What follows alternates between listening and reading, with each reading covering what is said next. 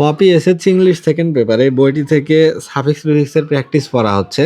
তো এখানে 6 নম্বরে যেটা আছে এটা এসএসসি পরীক্ষায় চিটাগাং বোর্ড 2015 সালে এসেছিল। তো এখানে বলা হচ্ছে Bangladesh is an dash country, এখানে আছে ডিপেন্ডেন্ট, এটা হবে ইন্ডিপেন্ডেন্ট। বাংলাদেশ একটা স্বাধীন দেশ, but she is still burdened with poverty.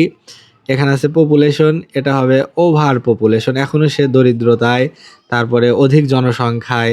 এবং এখানে আছে এমপ্লয়, এটারও নেগেটিভ শব্দ হলো আনএমপ্লয়মেন্ট। এমপ্লয়ের আগে লাগাতে হবে আন, আর পরে লাগাতে হবে এমইএনটি, তাহলে আনএমপ্লয়মেন্ট, এখনও এটা বেকারত্ব, অধিক জনসংখ্যা এবং দরিদ্রতায় আকে ঋণ।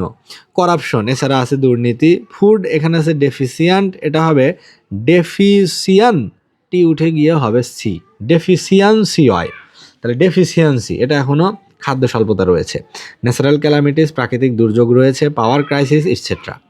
Considering all this, the present governance, এটা হবে government, has aimed at making a digital Bangladesh to dash most of them, to overcome most of them.